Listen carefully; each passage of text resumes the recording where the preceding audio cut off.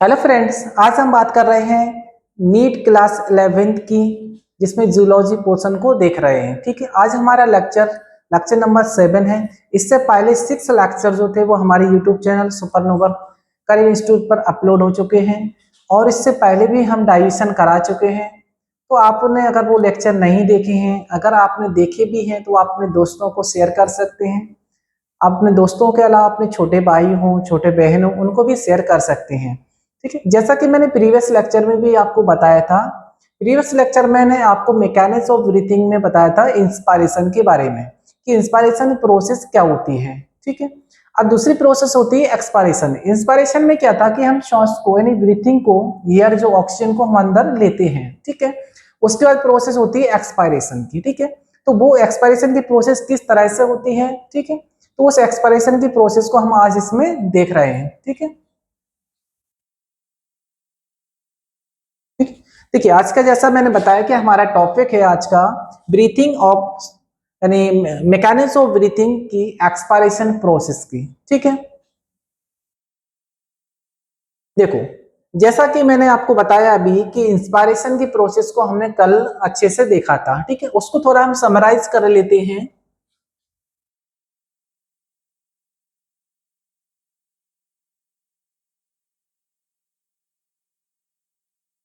ठीक है, देखिए देखिए क्या है कि एयर जैसे ही लंग्स के अंदर इंटर करती है, ठीक है, जैसे ही लंग्स के अंदर इंटर करती है, ये क्या है, ये रिप्स होती है।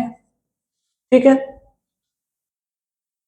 रिप्स के बीच में, ये बीचों बीच क्या है, ये जो होता है वो इंटरकोस्टल मसल्स होती हैं यहाँ पर। ठीक है, यहाँ पर देखिए ये इंक्रीजिंग क्या हो रहा है, यहाँ पे इंक्रीज हो रहा है, थोरेसिक वॉल्यूम यहाँ पर क्या होता था, इंक्रीज। ठीक है, और रिब्स और स्टर्नम जो थे, ये क्या है, यहाँ पे ये भी बढ़ रहे थे, राइजिंग हो रहा है ये भी। ठीक है, ये भी क्या है, राइज हो रहे हैं। और डायफ्राम से आता है, यहाँ पे कॉन्ट्रैक्शन होता है। ठीक है, हमें सीधा ये समझ लेना चाहिए कि जो थोरेसिक वॉल्यूम होता है, सीधा कह सकते हैं कि जो थोरेसिक वॉल्यूम होता है वो इंक्रीज होता है। ठीक है, इसी तरह से रिब्स है ना, रिब्स एंड स्टर्नम, ये क्या है, ये भी राइज होती है। ठीक है, और उसके बाद जो डायफ्राम था, ठीक है, ये भी क्या होता है, ये कॉन्ट्रैक्ट करता है, यानी कॉन्ट्रैक्शन होता है इसमें, ये कॉन्ट्रैक्टेड होता है। ये हमें सिर्फ इन तीनों बातों को याद रखना है, और इससे क्वेश्चन भी बना हुआ है। जैसा मैंने आपको कल प्रीवियस क्वेश्चन किस तरह से आए हुए हैं वो सब मैंने आपको बताया था।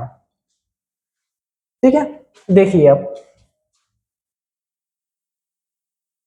ठीक है, हम नेक्स्ट क्या बात कर रहे हैं, एक्सपायरेशन की। ठीक है, हाँ देखिए एक्सपायरेशन में क्या प्रोसेस होती है, ये देखो कि एक्सपायरेशन क्या है। एक्सपायरेशन या दूसरा नाम इसका होता है एक्सलेशन। इसमें क्या होता है, ब्रीथिंग के टाइम पे एयर को हम आउटसाइड भेजते हैं। ठीक है, नॉर्मल यदि कोई एक्सलेशन होता है या फिर एक्सपायरेशन होता है, वो एक पेसिव प्रोसेस होती है। ठीक है, सिंस देयर इज नो, जिसमें क्या होता है कि नो मस्कुलर कॉन्ट्रैक्ट इन्वॉल्व, मतलब इसमें क्या है कि मसल्स का कोई कॉन्ट्रैक्शन इन्वॉल्व इसमें नहीं है। ठीक है, एंड देखिए एक simple is a result of एक elastic recoil and natural tendency of spring back after getting stress of the thoracic wall and lungs. This elastic recoil is because of recoil of stretch elastic fiber and inward pull of surface tension due to the alveolar fluid fill. ठीक है, ये point देखिए। Acceleration कब start होता है, जब inspiration का relaxation होता है, कि जो इंस्पायरेटरी मसल्स होती हैं, इंस्पायरेटरी मसल्स का जब रिलैक्सेशन होता है, तब उस कंडीशन में क्या होता है कि यानी एक्सपायरेशन होता है।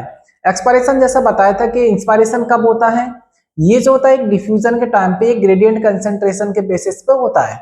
जैसा बताया कि यदि मान लो बाहर की साइड में क्या होता है, हाई कंसंट्रेशन था, एटमोस्फेयर में क्या है, कंसंट्रेशन ज्यादा था उस टाइम, कंसंट्रेशन एटमॉस्फेयर में ज्यादा होता है, लंग्स के अंदर लो होता है, तो इस कंडीशन में क्या होता है, इंस्पायरेशन होता है। जैसे ही अपोजिट प्रोसेस होती है, अब इधर प्रोसेस लंग्स में क्या है, इसमें जो है हाई लेवल होता है, बाहर की साइड लो लेवल होता है, तो इस टाइम क्या होता है कि ठीक है, इस टाइम क्या हो रहा है कि एक्सपायरेशन होता है, ठीक है ना। तो ये क्या है कि मसल्स जो होती हैं इसका रिलैक्सेशन होता है, इंस्पायरेट यानी जो इंस्पायरेशन मसल्स होती हैं उनका, ठीक है। और उस टाइम क्या होता है कि डायफ्राम जो होता है वो रिलैक्स होता है, and because of its elasticity it's move stability back it's convex position.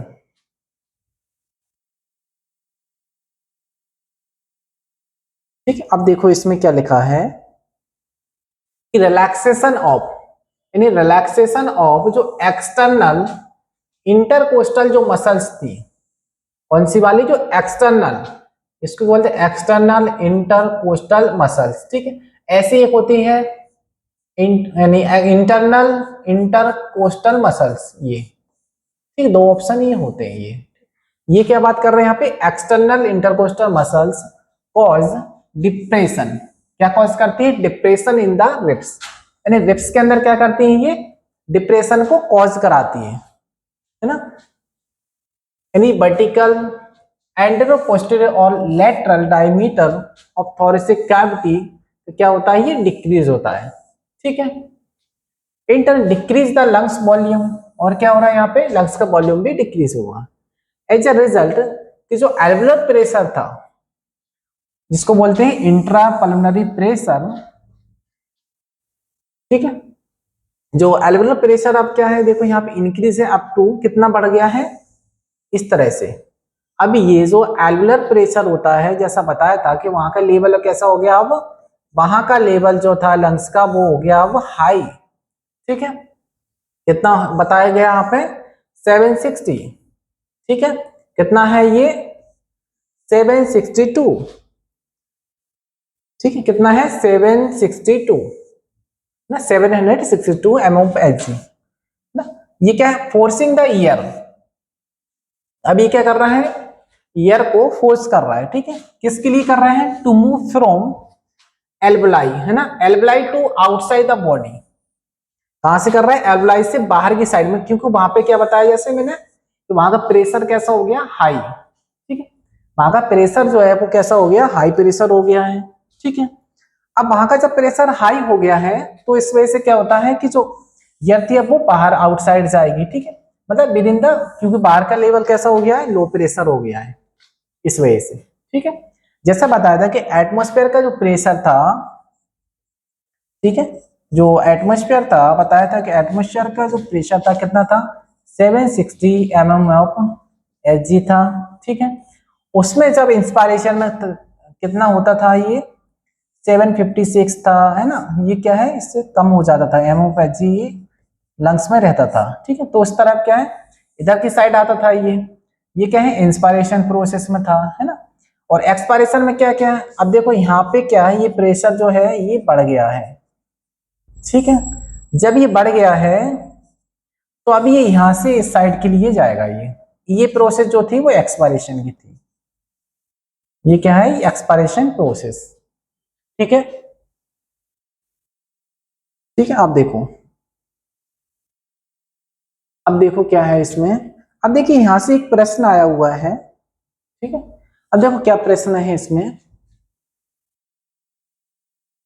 देखो कि at the time of expiration, यानी एक्सपायरेशन के टाइम पे डायफ्राम, ठीक है, डायफ्राम बोलते हैं ये क्या कर सकता है, बोलो क्या करता है, ये ऑब्लिक्यू होता है, किस तरह से, एक्सपायरेशन के टाइम पे, या नॉर्मल कंडीशन में होता है, या फिर फ्लैटेड होता है, या फिर मान लो ये डोम से हो जाता, बताइए, ठीक है। आप जो है कमेंट बॉक्स में, जो कमेंट बॉक्स है उसमें आप कमेंट कर सकते हैं, ठीक है। देखो इसमें क्या होता है, आप समझिए एक्सपायरेशन में क्या हो सकता है, ठीक है। नॉर्मल कंडीशन में कब होगा ये बताना है, क्या ये फ्लैटेड हो सकता है, ये डोम शेप, मुझे ये पता है कि डोम शेप कब होता है, ठीक है।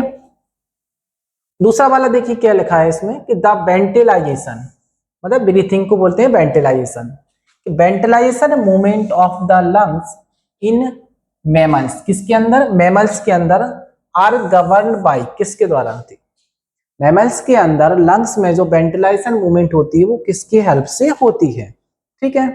अब बताना है क्या मसल्स वॉल होती हैं लंग्स की, ठीक है।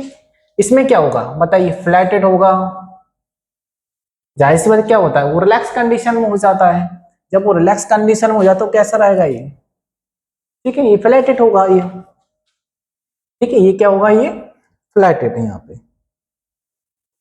ठीक है, ये क्या होगा ये फ्लैटेड हो जाएगा, ठीक है।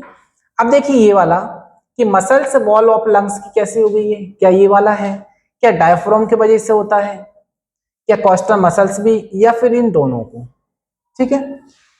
तो देखिए अब ये तरह वेंटिलेशन की मूवमेंट देखिए किसके अंदर, लंग्स के अंदर बताना है, जो मैमल्स के लंग्स होते हैं उनके अंदर। तो देखो मैंने पढ़ा भी है कि ये डायफ्राम और कोस्टल मसल्स जो होती हैं ये दोनों काम करती हैं, तो ये किस ऑप्शन में दिया गया है इसमें, कि डायफ्राम और जो कोस्टल मसल्स होती है इंटरकोस्टल मसल्स वो हेल्प करती है किसमें, मैमल्स के अंदर, मैमल्स के लंग्स में जो वेंटिलेशन होता है, जो ब्रीथिंग होती है उसमें ये काम करता है, ठीक है। ये भी जो मैं बता रहा हूं आपको प्रश्न, ये जो क्वेश्चंस हैं, ठीक है, ये सभी क्वेश्चंस जो है वो प्रीवियस ईयर के ही हैं, ठीक है। आप चाहें तो इसका स्क्रीनशॉट निकाल सकते हैं, ठीक है, ये प्रीवियस ईयर में आए हुए क्वेश्चंस हैं, ठीक है।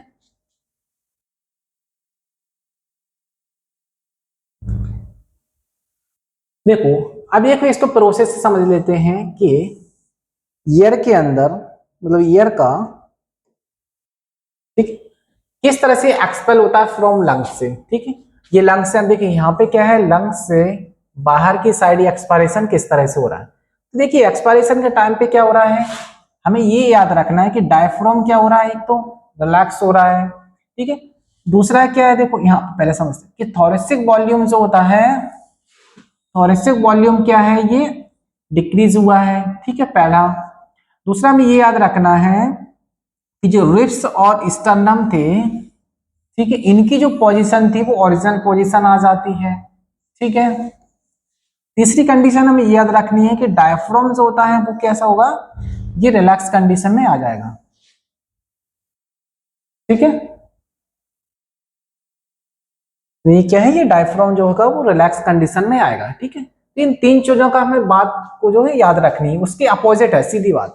यदि आप इंस्पायरेशन के प्रोसेस में इस चीजों को याद कर लेते हैं तो आपको उसका अपोजिट करना है एक्सपायरेशन में। यदि आप एक्सपायरेशन को कर लेते हो, ठीक है, तो उसको इंस्पायरेशन में अपोजिट करना है, ठीक है। ये है ना, क्या है इसमें डिक्रीज हो रहा है, ये ओरिजिनल पोजीशन पे आ जाते हैं रिब्स और स्टर्नम, और डायफ्राम जो होते हैं वो रिलैक्स हो जाते हैं, ठीक, जैसा इस पे दिख रहा होगा आपको, ठीक है, ये ना, देखो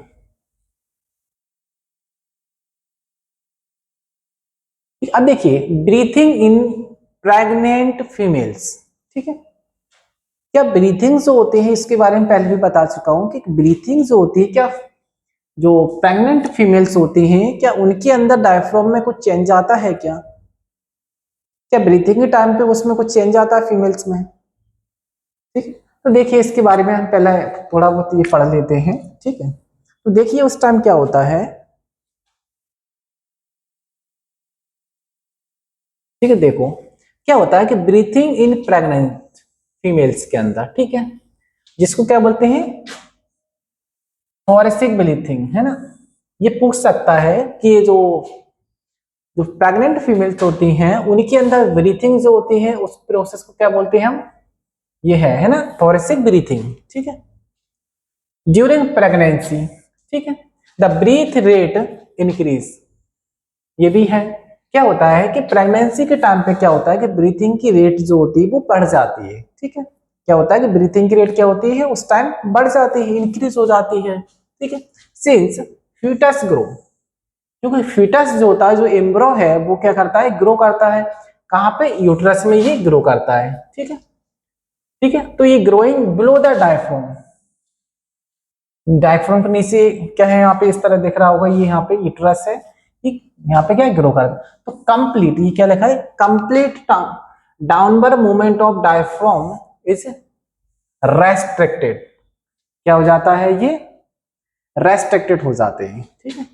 डायफ्राम जो होता है वो कंट्रीब्यूट होता है ओनली अबाउट 60% इन वेंटिलेशन में, ठीक है। डायफ्राम जो है कंट्रीब्यूट करता है केवल 60% होता है वेंटिलेशन में। The compensate this the work of external intercostal muscles जो होती हैं, ठीक है। क्या होती है, जो इंटरकोस्टल मसल्स होती हैं ये वर्क क्या करती हैं, जो एक्सटर्नल इंटरकोस्टल मसल्स होती हैं ये क्या होती है, इंक्रीज हो जाती हैं, जो कि अबाउट 40% तक लगभग, ठीक है। बिकॉज दिस थोरेसिक मूवमेंट, जिस जो कि क्या करती हैं, थोरेसिक मूवमेंट करती हैं, बिकम क्लियरली विजिबल। क्या होता है कि थोरेसिक ब्रीथिंग होती है, सीधी बात है। मतलब वहां पे डायफ्राम काम नहीं कर रहा है, वहां पे सिर्फ ये क्या है, थोरेसिक जो ब्रीथिंग होती है वहां पे सिर्फ, ठीक है। उस टाइम डायफ्राम जो होता है वो 0% तक रहता है वहां पे, ठीक है। लेकिन नॉर्मल कंडीशन में जो होता है वो डायफ्राम जो होता है 75% तक नीचे आ सकता है, ठीक है। ये आप देखिए यहाँ पे इसमें, ठीक है, डायग्राम की हेल्प से अभी आप इसको समझ सकते हैं। इसको कैसे समझ सकते हैं, देखिए कि डायफ्राम जो होता है ये इलिबरेट हो रहा है, देखो, ठीक। देखो ये है डायमीटर का, ये इंक्रीज हुआ, तो देखिए यहाँ पे क्या होता है, इस तरह से नीचे है ये, देखो यहाँ पर देखिए इस तरह के शेप बन रहा है ये यहाँ पे, है ना। जैसे जैसे ये क्या होता है, यूट्रस होता है, जैसे जैसे यूट्रस बढ़ रहा है ऊपर की साइड खिसक रहा है ये, ठीक है। ये स्टर्नम देखो यहाँ पे फिर ये काम नहीं करता है क्योंकि नीचे एक साइड नहीं आ पाएगा यहाँ पे ये, ठीक। मतलब ट्रांसफर डायमीटर देखो ये, ठीक है, ये चीज, ठीक है, ठीक है। देखो अब देखिए क्या हम जब फोर्सफुल एक्सपायरेशन करते हैं तो उस कंडीशन में क्या होता है, ठीक है। देखिए फोर्सफुल एक्सपायरेशन का क्या होता है कि हम पूरी मतलब एकदम जैसे एक्सरसाइज कर रहे हो तब भी क्या करते हैं, या नॉर्मल कंडीशन फोर्सफुल जब एक्सपायरेशन करते हैं मतलब बाहर एक लंबी सांस, ठीक है, बाहर छोड़ते हैं, मतलब बाहर क्या है, एक लंबी सांस को छोड़ते हैं, मतलब ये फोर्सफुल क्या होता है, एक्सपायरेशन, ठीक है। देखिए अब इस प्रोसेस में क्या होगा, ओनली ड्यूरिंग फोर्सफुल यानी एक्सीलेशन या expiration this contraction in the muscles of exhalation the abdominal and internal intercostal muscles which increase pressure in the abdominal region। इससे क्या होता है, देखो कि ड्यूरिंग फोर्सफुल यानी एक्सपायरेशन के दौरान क्या होता है कि जो कॉन्ट्रैक्शन होता है मसल्स ऑफ जो एक्सलेशन की होती है, ठीक है, और द एब्डोमिनल में एंड जो एब्डोमिनल होता है और जो इंटरनल इंटरकोस्टल मसल्स होते हैं वो क्या करती है, इंक्रीज हो जाता है वहां प्रेशर एब्डोमिनल रीजन का और थोरेसिक का, ठीक। जिसके वजह से क्या होता है कि फोर्सफुल एक्सपायरेशन होता है, ठीक। अब देखिए कॉन्ट्रैक्टेड जो एब्डोमिनल मसल्स होती हैं वो इंफीरियर रिब्स में ये लिखा है कि downward and compress the abdominal viscera thus forcing the diaphragm to move upward, ठीक है, ठीक है। और फिर देखो also ribs are pulled inferior because of the contraction, ठीक है, ऑफ इंटरनल इंटरकोस्टल मसल्स, ठीक है। आप लोग इसका स्क्रीनशॉट भी निकालिए, ठीक है।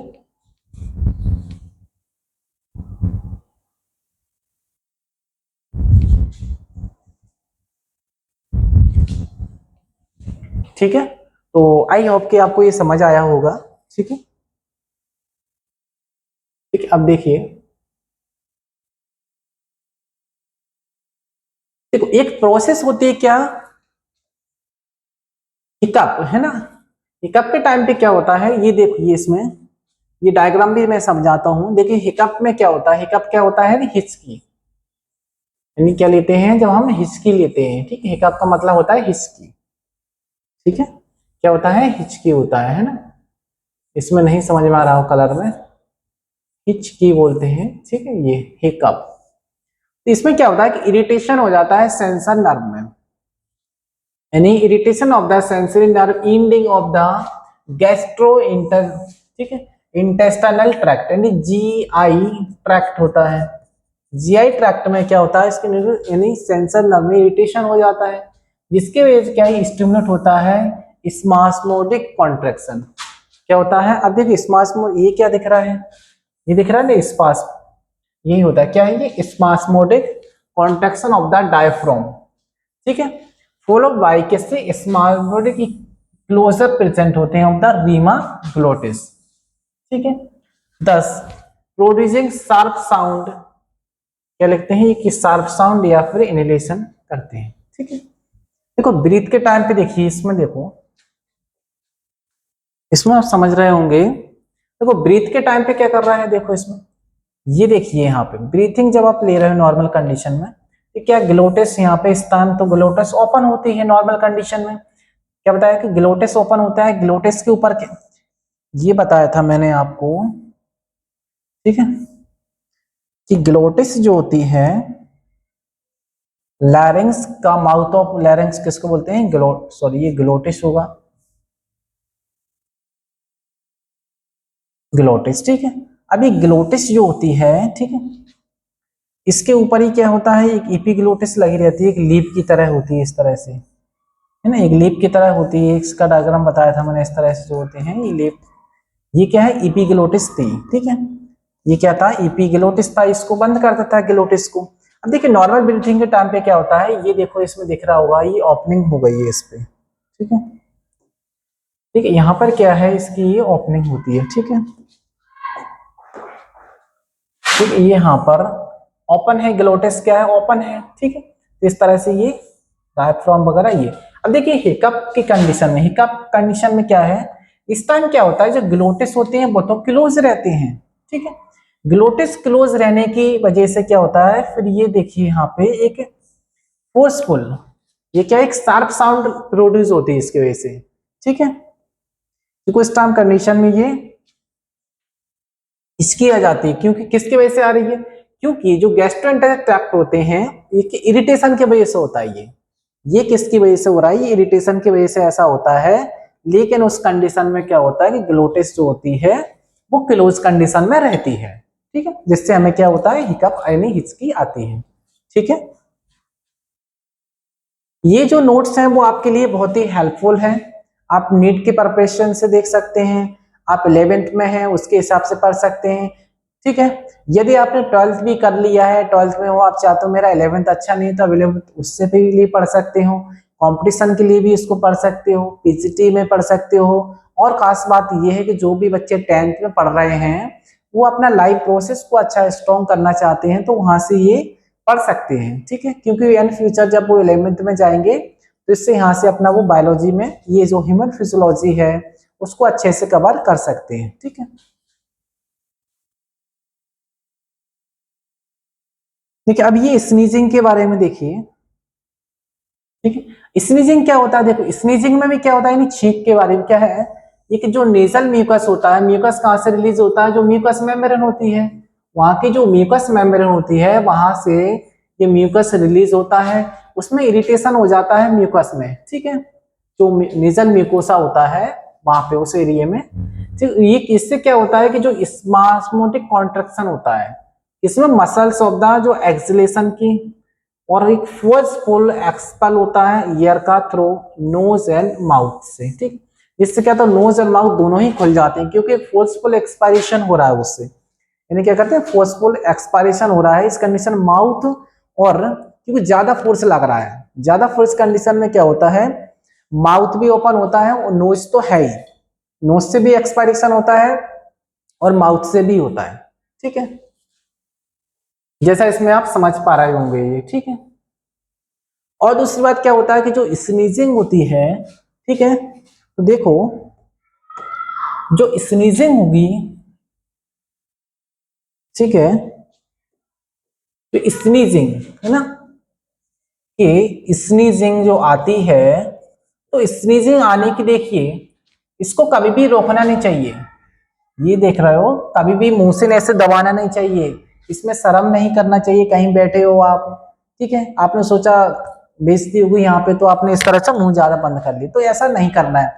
क्यों नहीं करना चाहिए, क्योंकि इसकी जो स्पीड इतनी ज्यादा होती है कि यदि आपने सपोज दैट इस तरह से बंद कर ली नोज को, तो इसमें क्या हुआ, आपके जो नेजल चैम्बर होते हैं वो ब्रेक भी हो सकते हैं, ठीक है, इससे पेशेंट की डेथ भी हो सकती है, ठीक है, क्योंकि इसकी देखो स्पीड जो होती है 160 किलोमीटर पर आवर की स्पीड से इतनी स्पीड होती है। ठीक है,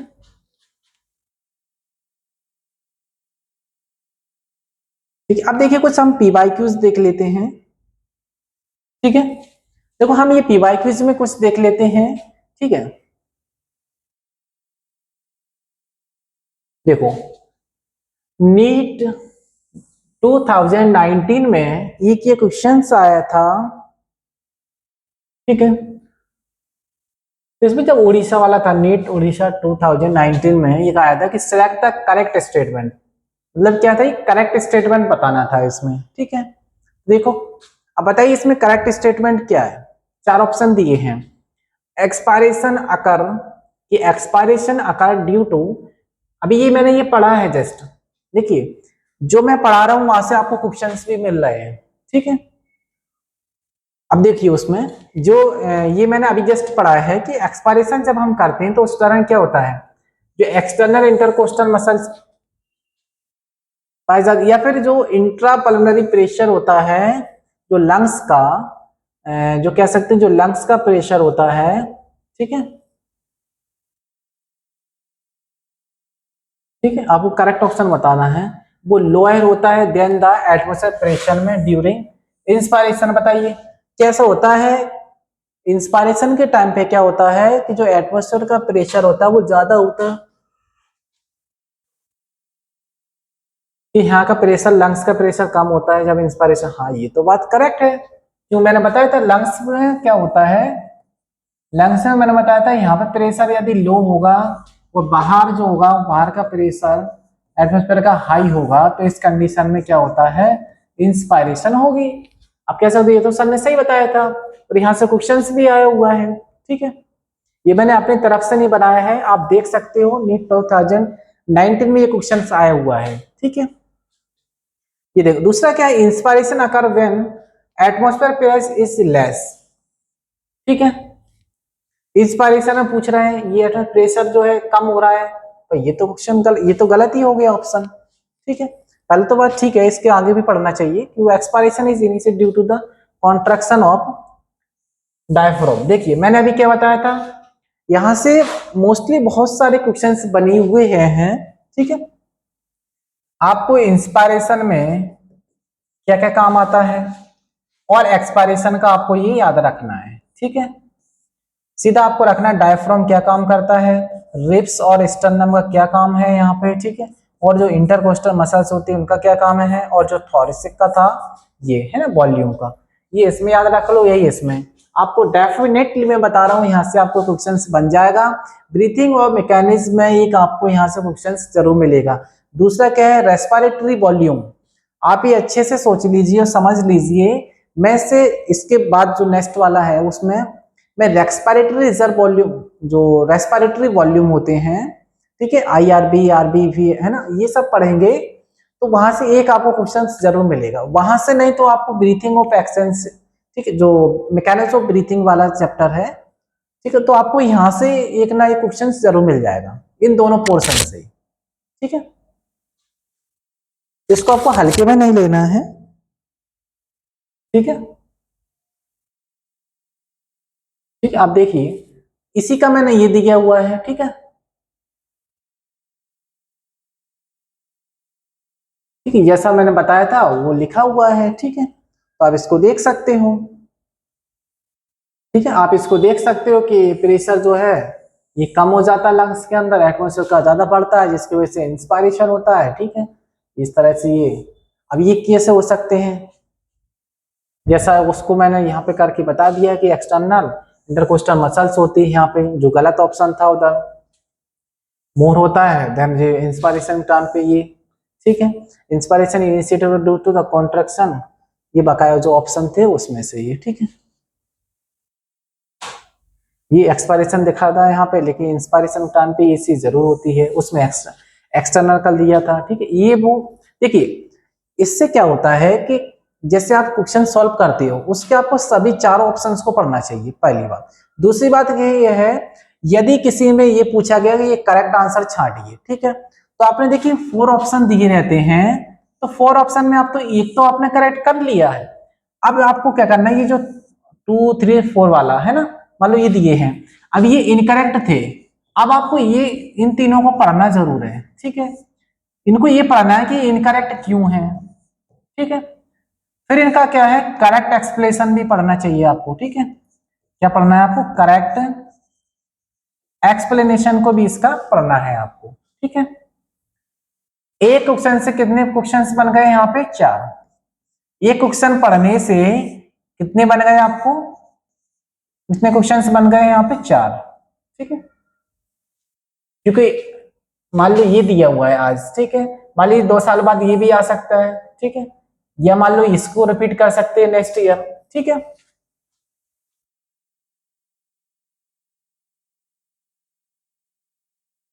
ठीक है, सो थैंक यू, आज के लिए इतना ही काफी है। आई होप कि आपको समझ आया होगा, ठीक है। यदि आपको हमारे लेक्चर सीरीज अच्छी लग रही है तो आप अपने दोस्तों को भी शेयर करें उसको, ठीक है, क्योंकि शेयर करने से क्या होता है कि थोड़ा मेरा भी जो मनोबल होता है वो अच्छा रहता है, ठीक है। और आप उसमें थंबनेल जरूर करिए, कमेंट बॉक्स में आप थंबनेल डालिए यदि आपको अच्छा लगता है, ठीक है, क्योंकि हम भी मेहनत करके इतने बुक्स पढ़ करके स्लाइड लाते हैं आपके लिए, ठीक है। तो आप चाहते हैं तो इससे नोट्स भी तैयार कर सकते हैं, अपने सेल्फ नोट्स बना सकते हैं, ठीक है। तो नेक्स्ट लेक्चर में मिलते हैं, थैंक यू।